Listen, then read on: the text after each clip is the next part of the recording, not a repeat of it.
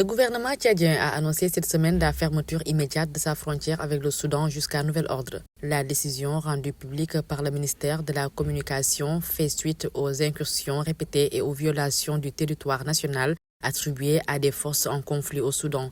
Selon les autorités, cette mesure vise à empêcher toute extension de la guerre sur le sol tchadien, à protéger les populations civiles ainsi que les réfugiés et à préserver la stabilité et l'intégrité territoriale du pays. Tous les points de passage frontaliers sont fermés et les déplacements de personnes et de biens suspendus. Des dérogations exceptionnelles pourront toutefois être accordées pour des raisons strictement humanitaires, sous réserve d'une autorisation préalable.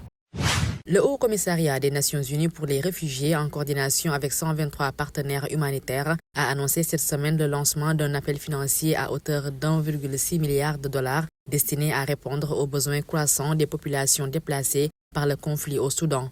Selon un communiqué publié sur le site officiel des Nations Unies, le plan régional de réponse aux réfugiés pour le Soudan 2026 ambitionne d'apporter une assistance vitale à 5,9 millions de personnes au cours de l'année. Les bénéficiaires ciblés se trouvent dans 7 pays limitrophes du Soudan, à savoir la République centrafricaine, le Tchad, l'Égypte, l'Éthiopie, la Libye, le Soudan du Sud et l'Ouganda.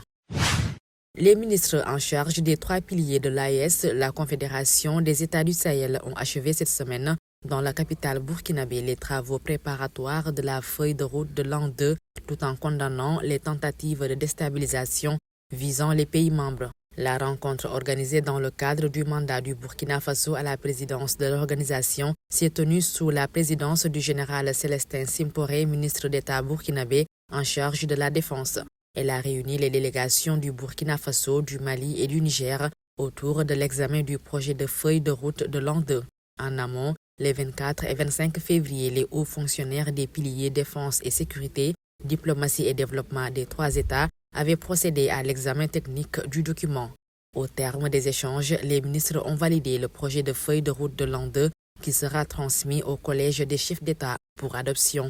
La FRMF, la Fédération royale marocaine de football, a démenti cette semaine dans un communiqué les informations relayées par certains médias concernant la désignation d'un nouvel entraîneur des Lions de l'Atlas.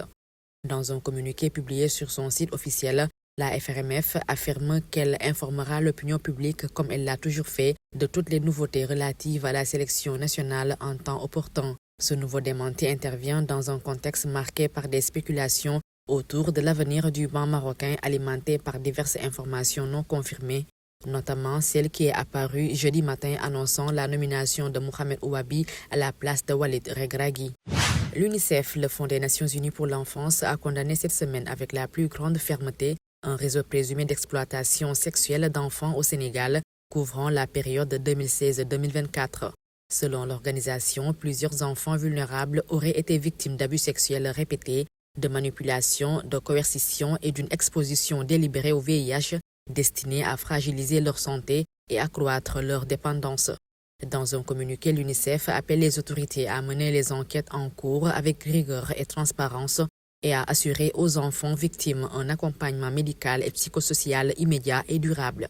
L'organisation insiste également sur la protection des enfants exposés ou vivant avec le VIH contre toute stigmatisation.